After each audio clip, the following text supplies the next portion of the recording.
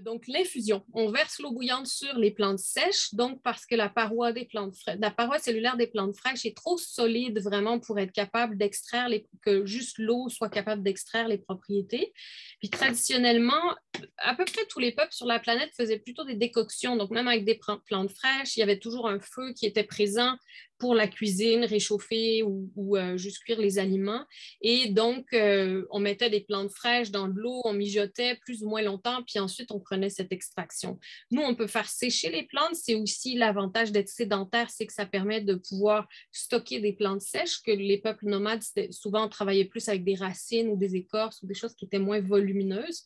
Et donc, on va utiliser l'infusion pour les feuilles, les fleurs sèches et verser l'eau bouillante et attendre au moins 20 minutes. Donc, le temps d'infusion est important aussi pour que ça ait un pouvoir d'extraction et que ça ait un effet thérapeutique.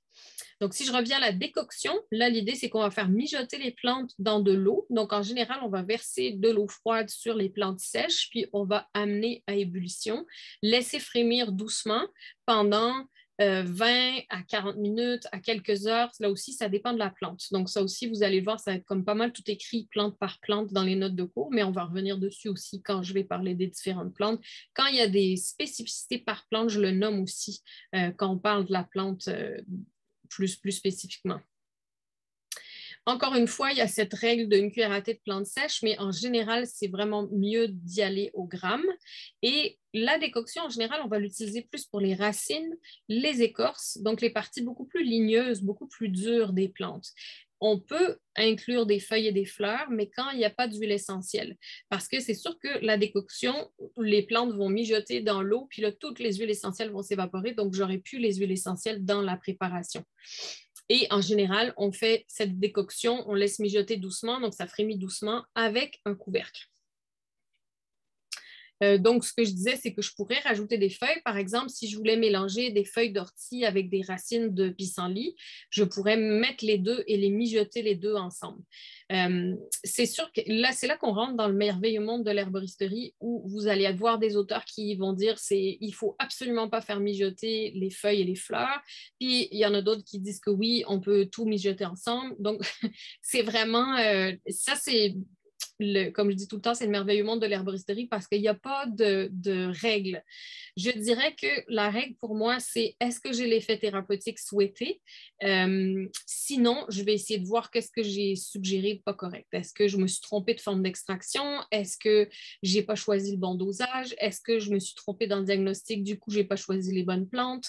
C'est vraiment plus ça qui est important pour moi, c'est de voir qu'il y a une transformation chez la personne de l'autre côté. Puis ça aussi, je vais vous le répéter souvent, on va choisir des symptômes très spécifiques avec des mesures le plus objectives possible pour essayer de voir est-ce que j'ai vraiment une amélioration ou pas, et puis du coup, comment je peux ajuster les plantes.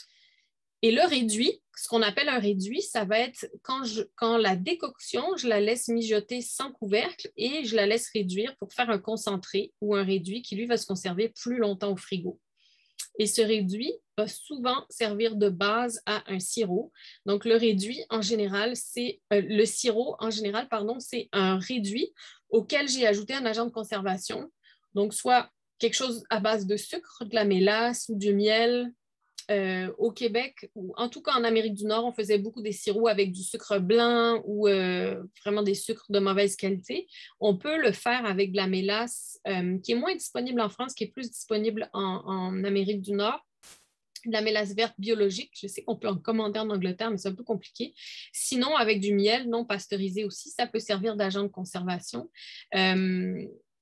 Et puis, sinon, avec de l'alcool, donc souvent, on va utiliser des teintures de plantes médicinales comme agent de conservation pour conserver le réduit et en faire un sirop.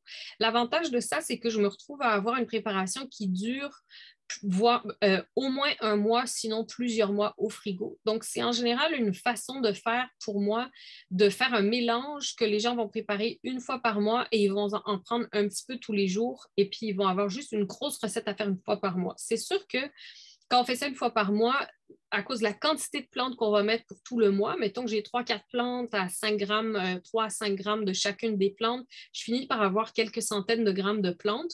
Donc, j'ai besoin de plus d'eau. Ça prend presque toute une journée pour que ça mijote et que ça réduise et que ça soit assez concentré pour se conserver. Donc, c'est long de préparation, mais ça permet de le faire juste une fois par mois puis d'avoir quelque chose qui a peu d'alcool ou pas d'alcool si on n'utilise pas d'alcool comme agent de conservation ou quelque chose qui extrait bien les constituants des racines pour nourrir l'énergie des reins, par exemple, ou des champignons qui vont aider l'immunité. Juste voir parce qu'il y avait des... Ah oui, il y avait une question sur la nature de la plante quand on la congèle. Ça, c'est une question qui revient beaucoup chez mes élèves français. Puis j'en ai beaucoup discuté avec Sylvie. Je dis ça parce que quand j'ai enseigné quelquefois en France, c'était comme une question qui revient tout le temps. Puis c'est pas une question qui revient au Québec.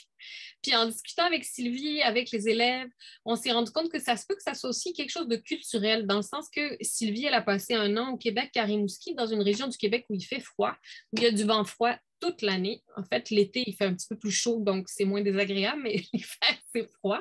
Et elle trouvait qu'on n'avait pas la même relation au froid que dans d'autres pays, comme en France, où il ne fait pas si froid que ça. Donc, c'est même quelque chose que d'autres herboristes américains m'ont suggéré pour conserver les plantes. Donc, est-ce que ça change la nature et du coup, ça a un impact sur quelqu'un qui serait en fort vide de yang? Je n'ai pas cette expérience-là parce que j'utilise beaucoup les réduits, concentrés, congelés pour des gens qui vont prendre des plantes vraiment toniques pour l'énergie des reins. C'est sûr que s'il y a un vide de yang, on va forcément rajouter des plantes chaudes comme de la cannelle, du gingembre ou des plantes de nature plus chaudes qu'on va voir. Donc, est-ce que ça rafraîchit un peu le mélange? Je ne pourrais pas dire. Je n'ai pas vu ce problème-là s'installer. Mais ça serait quelque chose à expérimenter avec le temps. Puis je pense que cette histoire de perception du froid selon les cultures peut être intéressant parce que quand j'ai échangé avec d'autres acupuncteurs québécois qui sont allés étudier en Chine, eux aussi ont remarqué qu'il n'y avait pas du tout la même perception de chaleur, de froid en Chine par rapport au Québec. Donc, ça se peut qu'il y ait une histoire de pas juste culturel, mais parce qu'on vit dans un climat qui est différent, notre corps s'adapte différemment à différentes notions de température. Ceci dit, même au Québec, c'est pas bon de manger cru et froid toute l'année, même l'hiver. Donc, c'est pas qu'on devient comme hyper tolérant au froid, puis on n'a jamais de vide de yang, mais ça se peut qu'on ait moins cette inquiétude. Ce que vous pourriez faire à ce moment-là qui pourrait être intéressant à expérimenter, puis qui est plus dans la tradition de conservation française, si j'ai bien compris, c'est toute l'histoire des conserves. Et si à ce moment-là, vous rajoutez un agent comme du miel non pasteurisé, puis que vous le mettez en conserve, il y aurait des façons de conserver le sirop comme ça, mais j'avoue que je ne l'ai pas essayé et je ne sais pas ce que ça ferait aux plantes. Je ne pense pas que ça serait mauvais parce que de toute façon, elles ont mijoté longtemps, mais ça serait comme quelque chose à tester ou à essayer. On va revenir sur cette histoire de sirop, d'agent de conservation. Quand on va faire des études de cas, c'est sûr qu'on va choisir les plantes, mais je vais aussi souvent vous amener à aller jusqu'au bout dans le sens d'établir une recette ou comment la plante prendrait comment la personne prendrait les plantes, sous quelle forme, etc. Donc, on va revenir sur comment on fait ça.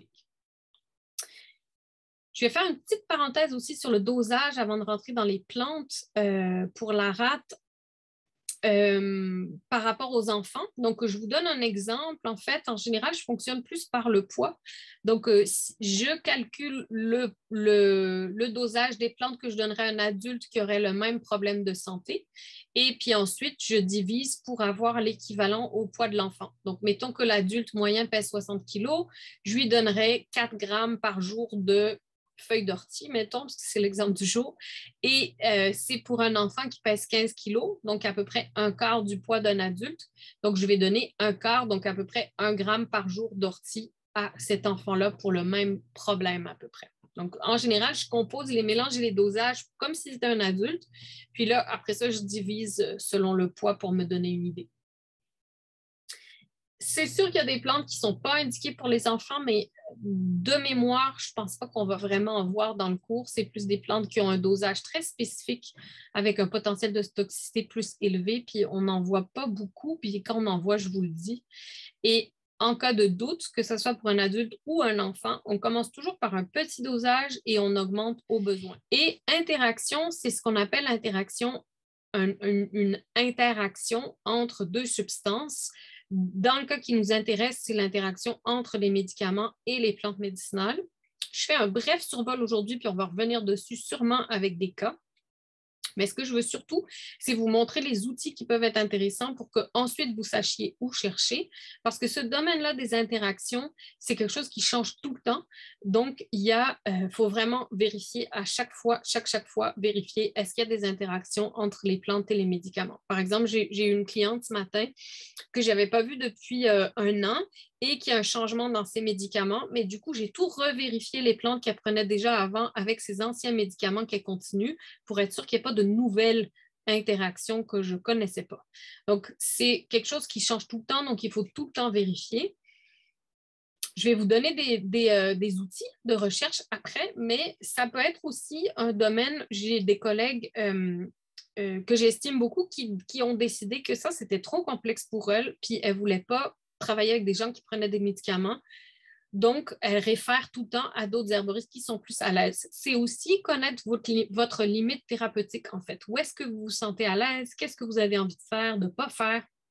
Et si cet univers-là, des interactions est quelque chose qui vous inquiète trop, ça peut être, par exemple, développer un bon lien avec un pharmacien qui est ouvert aux plantes médicinales et envoyer systématiquement vos clients vérifier avec lui s'il est ouvert à ça. Ça peut être vous échanger avec cette personne-là. Ça peut être référé à des gens qui sont plus à l'aise avec cette dynamique-là, en fait. Donc, si on parle de la rate, parce que là, on va rentrer dans l'élémentaire, la rate, mettons que je vous fais réviser un petit peu. Où est-ce que, mettons dans la théorie des 5 éléments, elle est en lien avec qui, la rate, en fait, si je pose la question comme ça? Est-ce qu'il y en aurait qui auraient des idées?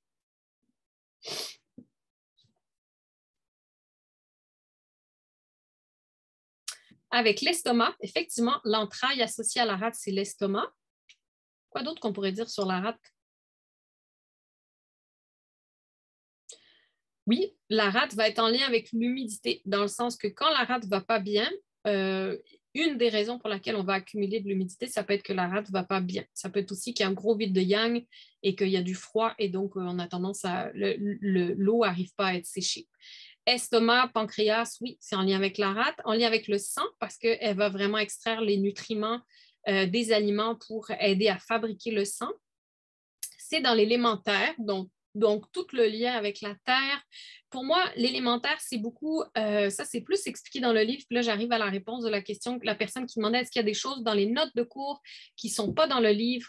Non, je pense vraiment pas. C'est plutôt l'inverse, il y a des choses qui sont dans le livre qui ne sont pas dans les notes de cours, mais elles ne sont pas essentielles, les choses dans le livre pour suivre le cours. Donc, l'élémentaire, c'est beaucoup tout ce qui est en lien avec la confiance dans la vie, comme la capacité que la nourriture nous remplisse, nous nourrisse, que l'énergie de la terre nous porte. Donc, il y a vraiment une histoire de confiance et de capacité d'extraire les nutriments avec la rate et l'élémentaire. Et oui, il y a un gros lien avec la nourriture, dans le sens que c'est important aussi parce que quand il y a une problématique de rate, si on ne revoit pas l'alimentation, même si vous donnez les meilleures plantes médicinales possibles pour la rate, ça va être limité l'action si la personne de l'autre côté fait l'inverse avec l'alimentation. Donc, je vais revenir dessus tout à l'heure, mais ça reste important de regarder l'alimentation. En lien avec le poumon, parce que la maman, la rate va être la mère du poumon et la fille du cœur, effectivement. Et dans le cycle de contrôle, ça serait quoi le lien? Qu'est-ce oui, le foie qui va constamment aimer agresser la rate, si on peut le placer comme ça, ou en fait le foie qui peut aller agresser, irriter la rate et l'estomac, évidemment. Donc ça, c'est des dynamiques qu'on va voir souvent. La rate qui est fatiguée, le foie qui stagne, qui envahit la rate, et puis des fois aussi, juste nourrir l'énergie de la rate, ça va permettre de remettre le foie à sa place. C'est limité, mais ça va aider à faire que l'impact du foie va être moins grand. Et puis pour contrôler un peu le chi du rein dans cette haute cycle de contrôle. C'est sûr que c'est quelque chose qu'on voit moins dans la réalité parce que la rate a tendance à se vider de son chi et de son yang et que forcément le rein va constamment aller compenser pour ces vides au niveau de la rate. Donc on va moins voir le contrôle de la rate sur le rein, mais ça existe aussi. Je pense que c'est ça, hein? Vous avez tout dit. On pourrait parler aussi de le goût associé avec l'élémentaire et la rate.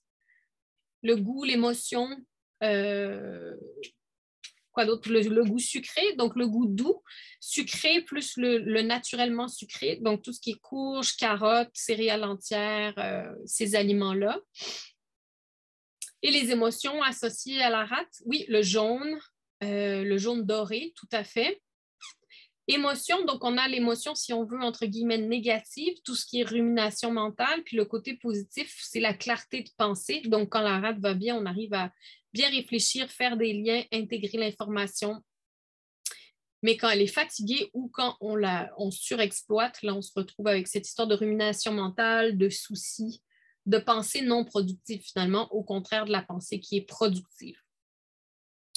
Donc, ça, c'est toutes des choses qui sont importantes parce que des fois, ça va compléter l'action des plantes dans le sens que si, par exemple, je donne des plantes pour nourrir l'énergie de la rate et que je vois que ça n'a pas d'impact, bien là, je vais vraiment revenir sur l'alimentation, la façon de réfléchir des gens ou de voir la vie ou peut-être rajouter des exercices de Qigong en lien avec l'énergie de la terre pour vraiment maximiser l'action des plantes, en fait. Parce que normalement, au bout de 3-4 semaines, même dans des problématiques chroniques de vide de Qi ou vide de Yang la rate, il devrait y avoir une différence dans les symptômes. Mais si ça ne bouge pas, bien là, c'est là que je vais rajouter d'autres choses. Je vais passer plus de temps à expliquer l'alimentation, les aliments froids, l'humidité, etc., pour que ça dynamise le travail des plantes. Donc, je pense qu'on a parlé de l'histoire du sang. Ah oui, un truc qu'on n'a pas nommé par rapport à la rate, c'est elle qui va aussi gérer la transformation et le transport de l'eau. Donc, on va le voir aussi dans les symptômes avec les selles qui peuvent devenir de plus en plus molles, plus on approche du vide de Yang de la rate, mais aussi régit la montée du pur parce que c'est elle qui va aussi aider à ce qu'on ait vraiment l'énergie de combattre la gravité, si on veut, comme disait une de mes professeurs, ou de tenir. Puis c'est vraiment un type de fatigue particulier, la fatigue de vide de Qi ou de vide de Yang de la rate. Il y a une fatigue physique dans les membres, et selon les différents symptômes de vide de rate, on va choisir différentes plantes, en fait. C'est pour ça que je souligne ces détails-là. On va revenir dessus avec les plantes. L'ortie, qui est une des premières plantes que je vais vous présenter, la première plante que je vais vous présenter en lien avec l'énergie de la rate. Et là, on parle des feuilles d'ortie. On va revoir l'ortie dans la vessie quand on va parler de ses graines et de ses racines. Mais pour la rate, c'est vraiment plutôt les feuilles qu'on va utiliser. Donc, les feuilles avant la floraison. Donc, en général, c'est trop tard, pas mal partout sur la planète pour la récolter. À moins que ce qu'on peut faire, c'est que en France, en tout cas, au Québec, c'est moins évident, mais à ce temps-ci de l'année, des fois, il y en a qui sont ressemés, puis il y a des nouveaux bébés plants à l'automne, en fait. Et donc, on peut récolter les plants qui n'ont pas encore fleuri. Parce que à partir du moment où elles fleurissent, la teneur en silice de l'ortie augmente beaucoup. Je vais juste vous montrer, je pense que, ouais, là j'ai une photo de, parce que c'est pas vraiment des fleurs, pour les gens qui n'ont jamais vu de l'ortie en fleurs, c'est vraiment comme des petites chaînes de pompons verdâtres comme ça. À partir du moment où elle a fleuri, sa teneur en silice est trop élevée, puis ça devient irritant pour les reins. Donc c'est vraiment l'ortie avant la floraison qu'on récolte pour les feuilles. Et on peut prendre, comme on voit sur la photo, toutes les parties aériennes. Donc, je vais couper presque jusqu'au sol. En général, on lui laisse quelques feuilles pour qu'elle puisse continuer de faire de la chlorophylle et repousser. Mais on va couper vraiment toute la partie aérienne pour la faire sécher. On peut la faire sécher suspendue en bouquet. On peut l'étendre pour la faire sécher. On peut étendre les plantes dans des séchoirs conçus pour faire sécher les plantes, mais ça peut aussi juste être soit dans des sacs en papier brun, puis on les retourne de temps en temps, soit dans un endroit qui n'est pas trop éclairé, mais bien aéré. En fait, l'important, c'est qu'il n'y ait pas de lumière directe et une bonne aération pour que le séchage se fasse bien. Donc, ce n'est pas obligé d'être un séchoir officiel pour que ça sèche. Et pour nourrir la rate, je pourrais utiliser l'ortie en alimentation. Donc, à ce moment-là, ça peut être soit faire de la soupe avec l'ortie. Là, je parle de dans le cas de l'ortie, quand on parle d'alimentation, ça peut être autant l'ortie fraîche que l'ortie sèche, mais toujours garder en tête que si je veux un effet thérapeutique, ça prend une bonne quantité d'ortie tous les jours. Donc, ça peut être soit en potage, en jus. Partout, vous metteriez des feuilles vertes comme des épinards en quiche, en lasagne, n'importe où. Ou des fois, les gens vont rajouter des feuilles sèches d'ortie à un potage un peu avant de servir. On va faire réchauffer. Et puis, on va avoir les propriétés comme ça. Si je veux des propriétés thérapeutiques, quelqu'un demande combien de grammes de la plante fraîche, je dirais facilement 100 à 300 grammes, non, pardon, 10 grammes égale 100 grammes, donc 50 grammes par jour d'ortie fraîche, mettons 30 à 50 grammes par jour, ce qui ferait quand même comme une grosse poignée, je pense, là. Il faudrait le peser, mais quelque chose comme ça. Ça marche bien dans l'alimentation. La problématique, c'est que souvent, les gens vont avoir de la difficulté à maintenir ça sur du long terme. Et quand je traite quelque chose de chronique comme un vide de Chillarate, on va pour un minimum de 2-3 mois de prise de plante, en fait, là. Parce que je devrais avoir une amélioration au bout de 3-4 semaines, mais pour que cette amélioration tienne, c'est important quand même de continuer quelques mois. Donc, en général, je dis un minimum de 3 mois. Puis plus la problématique est installée depuis plus longtemps, plus le traitement va être long. Il y a comme une espèce de règle chez certains collègues herboristes québécois qui est 1 mois de traitement par année de maladie. Donc, si ça fait 10 ans que je traîne le vide de Chillarate, ben, je vais prendre de l'ortie peut-être pendant 10 mois. Et ça varie de personne à personne. Donc, il se peut aussi qu'au bout de 3 mois, la personne elle se sente super bien, elle a retrouvé toute son énergie, elle arrête l'ortie, puis ça va bien, puis elle garde son énergie. Comme je disais, en général, les gens qui viennent me consulter ont des problématiques de santé plus complexes et installées depuis plus longtemps, donc c'est rare que ça soit ça. Un petit exemple-là de genre 3 mois, ça va peut-être une jeune fille qui aurait de la fatigue après les menstruations, un peu de fatigue après les repas parce que là, elle a eu une année très difficile à l'école. Puis là, elle s'est repris en main, elle a bien contrôlé son alimentation, ses habitudes de vie avec l'équilibre travail-repos.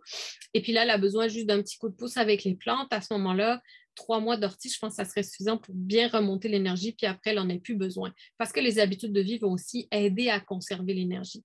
Mais quelqu'un qui est plus fatigué ou en vide de rate depuis plus longtemps, souvent, ça ne sera pas suffisant 3 mois. Donc, on va continuer plus longtemps, soit jusqu'à ce que les gens oublient ou ne veuillent plus du tout prendre les plantes, ou il y a comme naturellement un dégoût qui s'installe quand on n'a plus besoin de la plante. Ça, c'est quelque chose qui arrive très, très fréquemment.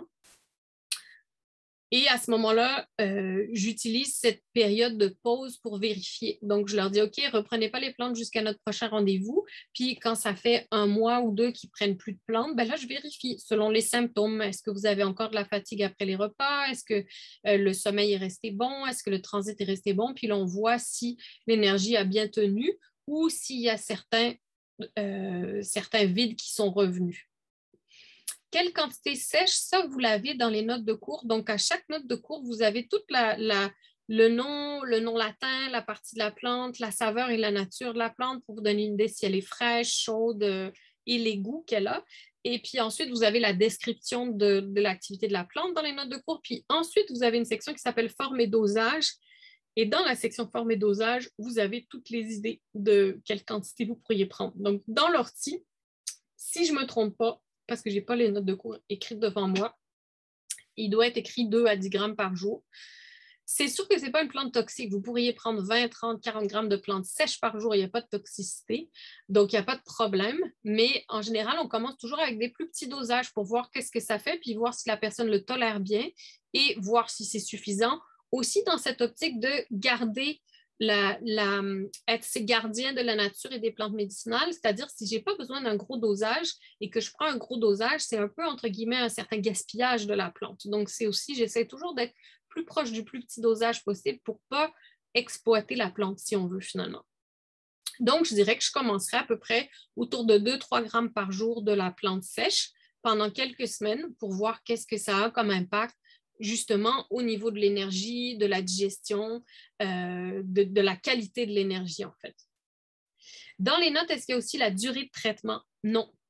Ça, c'est parce que c'est tellement variable de personne à personne et de problématique à problématique. C'est plutôt quelque chose que peut-être vous allez intégrer dans les études de cas. Merci, Mylène. C'est noté 4 à 30 grammes par jour. Donc, j'aime pas ça quand je fais ça. J'ai l'air de ne pas savoir ce que je fais parce que je dis quelque chose puis c'est pas écrit la même chose. Ceci dit, il n'y a pas de... Entre 2 à 4 grammes, il n'y a pas une grosse différence. Et c'est surtout qu'il n'y a pas de toxicité maximum. Donc, si vous n'êtes pas à l'aise, inconfortable, inquiet, restez plus proche du petit dosage. Et si vous avez plus confiance ou vous estimez que le vide est plus grand, vous pouvez augmenter un peu le dosage. Le 30 grammes de plantes sèches par jour, j'ai mis comme exemple, mais j'avoue que je n'ai jamais fait ça. Parce qu'il y a une question de coût aussi. C'est beaucoup d'argent de toujours acheter cette quantité-là de plantes et ce n'est pas forcément nécessaire. Et l'autre chose qu'on va voir, c'est que l'ortie, elle a une grosse action sur l'humidité. C'est vraiment une plante qui va aider à drainer l'humidité par la vessie. Et des fois, si on prend une trop grosse quantité d'ortie, ça peut trop bouger rapidement l'humidité dans le corps. Et dans l'humidité, on va le voir, on va retrouver tout ce qui est métaux lourds, contaminants environnementaux, mémoire, des trucs qui ont été déposés et qui ne bougent pas depuis longtemps. Donc, si j'en prends trop d'un coup, ça peut aussi tout remettre ça en circulation et être trop détoxifiant et que le foie a de la difficulté à suivre. Donc, en général, on commence par des petites quantités. On observe, au bout de quelques semaines, on ajuste s'il n'y a pas du tout de changement. Donc, soit j'augmenterai le dosage, soit je réévalue mon diagnostic, peut-être que je me suis trompée. Aussi, s'il y a eu une aggravation, donc mettons que la personne elle a encore plus froid qu'elle avait avant, oups, j'ai mal évalué le vide, c'était plus proche du vide de yang que du vide de qi. Donc, je vais rajouter des plantes qui réchauffent avec l'ortie. Je peux rajouter de la cardamome, de la cannelle, du gingembre pour réchauffer un peu parce que la nature de l'ortie, c'est quand même neutre à frais. Donc, quelqu'un qui n'a pas de vide de yang, ça va bien, ça ne va pas drainer la chaleur, mais quelqu'un qui est entre le vide de qi et le vide de yang, ce qui arrive quand même assez souvent, ça peut être trop froid sur le long terme, surtout quand on arrive dans l'hiver. Après, quand on est plus au printemps, été, c'est moins problématique, mais surtout quand la température extérieure devient de plus en plus froide. Est-ce qu'il y a une durée maximum à ne pas dépasser? Non plus, en fait. Il y a certaines plantes qui ont une toxicité avec une durée maximum, et ça, c'est vraiment spécifié. Mais c'est plus des plantes pour des problèmes aigus. Donc, on va les retrouver dans les attaques externes au niveau du poumon, par exemple, des plantes antiseptiques. Je pense à l'hydraste, je pense au thym, par exemple. C'est des plantes qu'on ne va pas donner sur des longues périodes de temps. Dans l'herboristerie française ou dans les textes français, il y a toujours cette idée de faire des pauses après 3 semaines de plantes. Ce n'est pas quelque chose que je suggère d'office. Naturellement, les gens vont prendre des pauses entre le week-end, la semaine, parce que ce n'est pas la même routine. Souvent, ils vont oublier 1 ou 2 journées par semaine, ce qui ne dérange pas dans l'efficacité. Tant que les gens prennent les plantes 5 à 6 jours par semaine, ça va garder une bonne efficacité. Des fois, les gens vont prendre une pause de quelques jours dans le mois parce qu'ils partent en vacances, parce qu'il y a un imprévu, il manque de plantes. Ça non plus, ça n'a pas d'incidence. Je pense que cette histoire de fenêtre thérapeutique était intéressante si je vous fais une parenthèse sur l'histoire de l'herboristerie francophone, au Québec, on a comme intégré l'herboristerie avec les colons, donc il y a longtemps, il y a comme 300-400 ans. Ça s'est mélangé avec l'herboristerie autochtone parce que les colons arrivaient et il manquait de plantes, ils n'avaient pas tout amené ce qu'ils voulaient planter ou ça ne poussait pas parce que ce n'est pas le même climat du tout. Donc, ça s'est mélangé avec l'herboristerie autochtone et les plantes qui étaient disponibles et éventuellement, au début de la colonie et éventuellement plus récemment, mélangé avec la pharmacopée chinoise et ayurvédique. Ce qui fait qu'on a une espèce d'herboristerie qui a évolué dans le temps.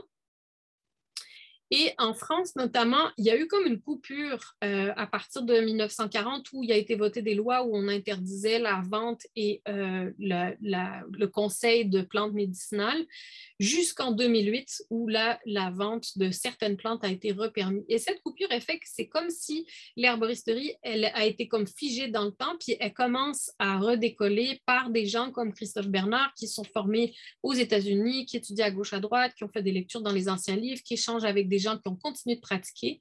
Et je pense que cette histoire de fenêtre thérapeutique, elle date d'une ancienne herboristerie où d'abord on avait des vides moins grands parce que l'alimentation était de meilleure qualité et je pense que le rythme de la vie n'était pas du tout le même qu'aujourd'hui en 2020.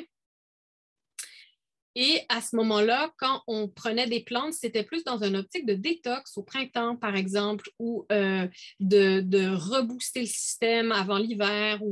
Et donc, à ce moment-là, ce n'est pas des plantes qui étaient appropriées pour un usage à très, très long terme.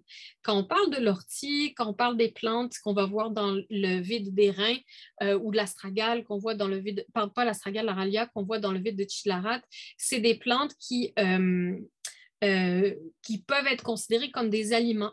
C'est des plantes qu'on retrouve dans la catégorie des aliments en herboristerie autochtone ou dans la pharmacopée chinoise, des plantes qui sont considérées comme des toniques supérieures qu'on peut prendre sur le très, très long terme. Donc, il n'y a pas de fenêtre thérapeutique nécessaire et je trouve que dans ma pratique, quand les gens arrivent avec des gros vides, la fenêtre thérapeutique les fait reculer un peu. C'est-à-dire qu'au bout de 3 semaines, ils commencent à avoir une amélioration, puis là, ils arrêtent toute une semaine, puis c'est long, une semaine, quand on vient juste de commencer les plantes, c'est comme un tiers du traitement qui est arrêté.